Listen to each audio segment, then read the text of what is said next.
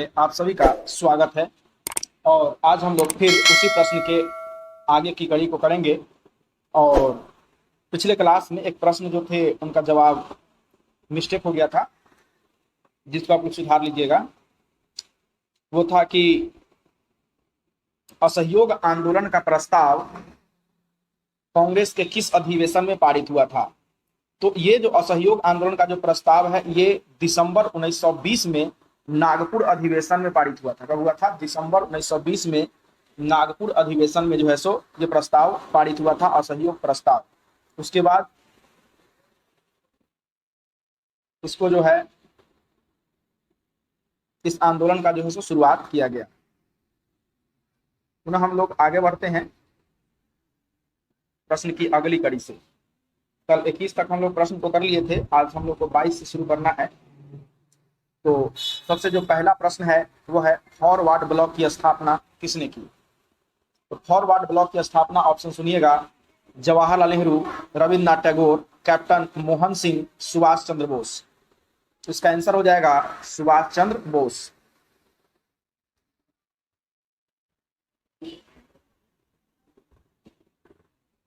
अगला प्रश्न केवल और हम लोग बढ़ते हैं। अगला प्रश्न है कि चंपारण विद्रोह कब हुआ। तो चंपारण में जो विद्रोह हुआ 1916 में, 1919 में, 1917 में, 1918 में।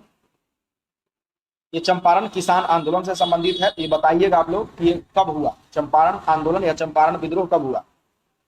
इसका सही जवाब हो जाएगा 1917 में। कब हो जाएगा? 1917 में। इसी समय गांधी जी जो है सबसे पहले जो है बिहार की धरती पर आए थे और चंपारण आंदोलन से गांधी जी फेमस हुए थे, है ना। अगला प्रश्न है कि भारतीय राष्ट्रीय कांग्रेस की स्थापना कब हुई। तो भारतीय राष्ट्रीय कांग्रेस की स्थापना कब हुई, इसके लिए सबसे जो पहला ऑप्शन है वो है 1879 में, दूसरा ऑप्शन है 1885 में, तीसरा ऑप्शन है 1881 में, चौथा ऑप्शन है 1883 में। तो बताइए कौन सा ऑप्शन सही होगा, है ना। तो इसमें जो है ऑप्शन बी सही होगा, 1885 में। 28 दिसंबर 1885 ईस्वी को गोकुलदास तेजपाल संस्कृत विद्यालय में जो है, संस्कृत महाविद्यालय में बंबई में जो है इसकी स्थापना किया गया था। इसकी स्थापना पुणे में होना था, है ना। इसका जो मीटिंग था वो पुणे में होना था, किंतु पूना में प्लेग फैल गया था। तो प्लेग फैल जाने के कारण इसकी जो स्थापना है वो कहाँ पे हुई?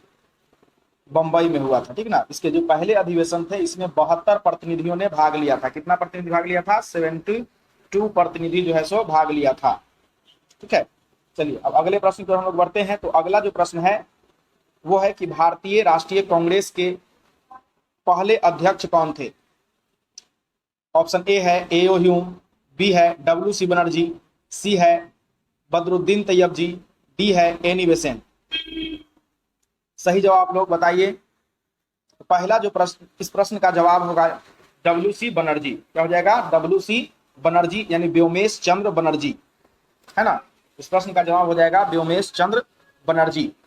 फिर हम लोग आगे प्रश्न की ओर बढ़ते हैं। अगला जो प्रश्न है 26वां प्रश्न वो है निम्नलिखित में से किसे सीमांत गांधी कहा जाता है। सीमांत गांधी किसे कहा जाता है? खान अब्दुल गफ्फार खान, सर सैयद अहमद खान, अब्दुल गफ्फार खान, महात्मा गांधी।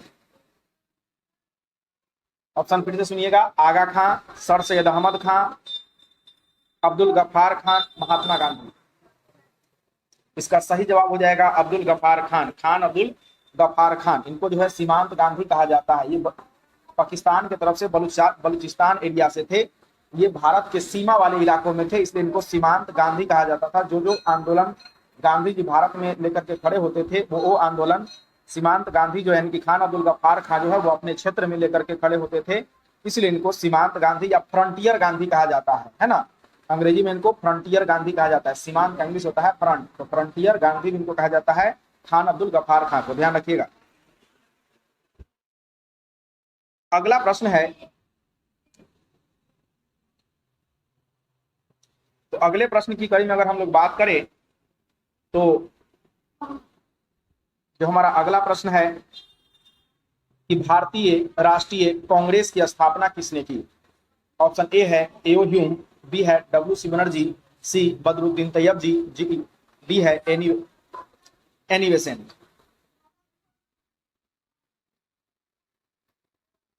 तो बच्चों इसका जो जवाब हो जाएगा वो हो जाएगा एओ ह्यूम, है ना। एओ ह्यूम का पूरा नाम होता है एलन ऑक्टेवियन ह्यूम, है ना। एलन ऑक्टेवियन ह्यूम ये जो थे एक रिटायर्ड असैनिक अधिकारी थे, है ना।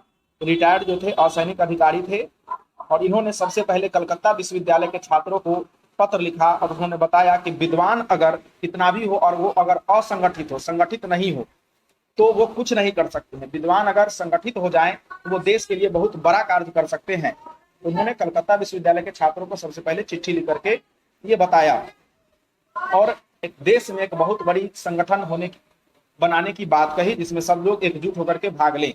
तो सबसे पहले जो है भारतीय राष्ट्रीय कांग्रेस की स्थापना किया था कौन? एओ ह्यूम ने। ठीक है, आप लोग को कमेंट बॉक्स में कमेंट करके बताना है कि जिस समय भारतीय राष्ट्रीय कांग्रेस की स्थापना हुई उस समय वायसराय कौन थे। ठीक है, हम लोग अगले प्रश्न की ओर बढ़ते हैं। 1920 ईस्वी में ताशकंद में एमएन राय ने किस पार्टी का गठन किया? 1920 ईस्वी में एमएन राय ने ताशकंद में किस पार्टी का गठन किया?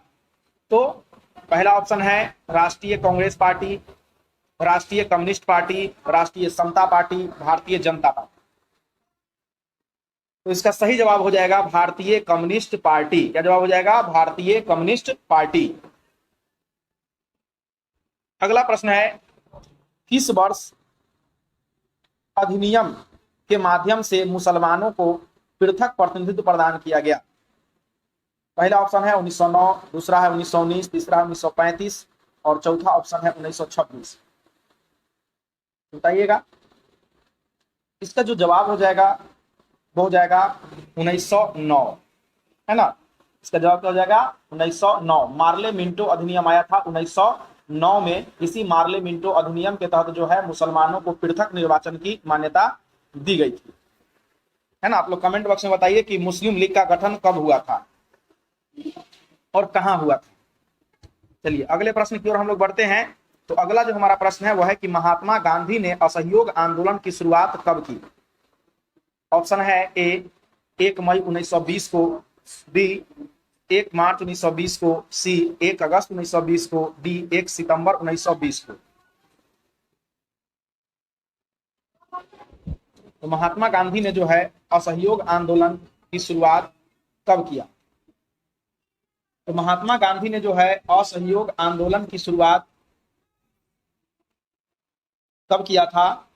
तो ये किया था 1 अगस्त 1920 ईस्वी को इसकी शुरुआत किया था, है ना। 1 अगस्त 1920 ईस्वी को इसको जो है शुरुआत हो गई थी। और इसको, हाँ एक चीज और, इसकी जो प्रस्तावित जो हुआ था, मतलब प्रस्ताव जो पास हुआ था इसका, वो हुआ था कब? वो हुआ था दिसंबर 1920 ईस्वी में, है ना। उससे पहले जो है आंदोलन शुरू हो गया था। अगला प्रश्न है महात्मा, तो इसका आंसर क्या हो जाएगा? 1 अगस्त 1920 को। हम लोग अगले प्रश्न की ओर बढ़ते हैं। अगला प्रश्न है कि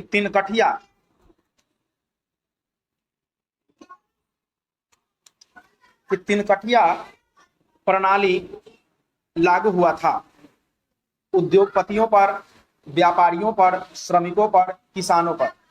तो तिनकठिया प्रणाली किस पे लागू हुआ था? तिनकठिया प्रणाली जो है किसानों पर लागू हुआ था। किस पे लागू हुआ था? किसानों पर लागू हुआ था। किसानों को चंपारण में 20 कट्ठा में 3 कट्ठा खेत पर जो है नील का खेती करना अनिवार्य कर दिया गया था। इसी को तिनकठिया प्रणाली कहा जाता है ना। तो ये किस पे लागू हुआ था? किसानों पे लागू हुआ था। अगला जो प्रश्न है वो है 1905 में बंगाल विभाजन किसने किया था? लॉर्ड रिपन ने, लॉर्ड कर्जन ने, इरविन ने, लॉर्ड लिट्टन ने। तो बंगाल विभाजन की जो घटना हुई थी 1905 में लॉर्ड कर्जन ने किया था। कौन किया था? लॉर्ड कर्जन ने किया था। इसका आंसर बी सही हो जाएगा, लॉर्ड कर्जन ने। अगला प्रश्न है कि हिंद स्वराज पुस्तक किसके द्वारा लिखी गई? ऑप्शन ए बाल गंगाधर तिलक, बी पंडित नेहरू, सी मोहनदास करमचंद गांधी, डी लाला लाजपत राय। इसका सही जवाब हो जाएगा मोहनदास करमचंद गांधी, यानी महात्मा गांधी ने ही हिंद स्वराज नामक पुस्तक लिखा था। अगला प्रश्न है कि साइमन कमीशन किस वर्ष भारत आया? 1922 में, 1924 में, 1927 में, 1928 में, है ना। तो साइमन कमीशन जो है 1919 ईस्वी में जो आया था एक्ट, उस एक्ट की जांच करने के लिए 1928 में आया था। ठीक है, साइमन कमीशन। तो साइमन कमीशन कब आया था? 1928 में। इसमें सदस्य कितने थे? तो 7 सदस्य थे। कितने सदस्य थे? 7 सदस्य। साइमन कमीशन में 7 सदस्य थे और 7 के 7 अंग्रेज थे, इसलिए इसको व्हाइटमैन कमीशन कहा जाता है। क्या कहा जाता है? Whitman commission. व्हाइटमैन कमीशन भी कहा जाता है। चलिए आगे हम लोग बढ़ते हैं। तो अगले प्रश्न की कड़ी में अगर देखा जाए तो बिहार में समाजवादी दल की स्थापना किसने की? बिहार में समाजवादी दल की स्थापना किसने की? राजेंद्र प्रसाद, रामधारी सिंह दिनकर, जयप्रकाश नारायण, श्री कृष्ण सिंह। तो बिहार में समाजवादी दल की स्थापना जो है जयप्रकाश नारायण के द्वारा किया गया। किसके द्वारा किया गया? जयप्रकाश नारायण के द्वारा किया गया। बिहार में समाजवादी दल की स्थापना जयप्रकाश नारायण के द्वारा किया गया। अगला प्रश्न है अली मुस्लियार या अली मुदलियार ने किस विद्रोह का नेतृत्व किया था? तो अली मुस्लियार या अली मुदलियार जो है, ये अली मुस्लियार ने किस विद्रोह का समर्थन किया था? तो ये नेतृत्व किया था मोपला विद्रोह का। किस विद्रोह का किया था? मोपला विद्रोह का। ये मोपला विद्रोह कहाँ हुआ था? तो मोपला विद्रोह हुआ था केरल में। कहाँ हुआ था? केरल में हुआ था, है ना। मोपला कहा जाता था मुसलमानों को। ठीक है, अगले प्रश्न की ओर हम लोग बढ़ते हैं। अगला प्रश्न है कि महात्मा गांधी दक्षिण अफ्रीका से भारत कब वापस आए? ऑप्शन है 1913 में, 1915 में, 1919 में, 1921 में।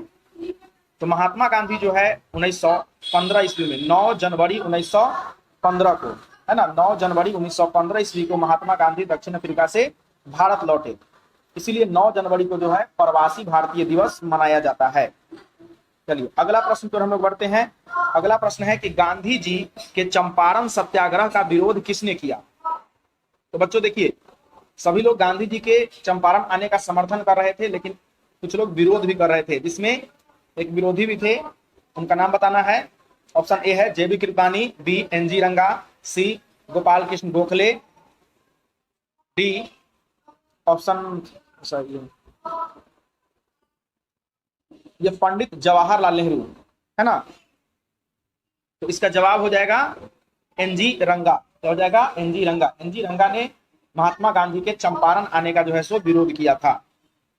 अगला प्रश्न है कि गांधी जी के राजनीतिक गुरु कौन थे, है ना।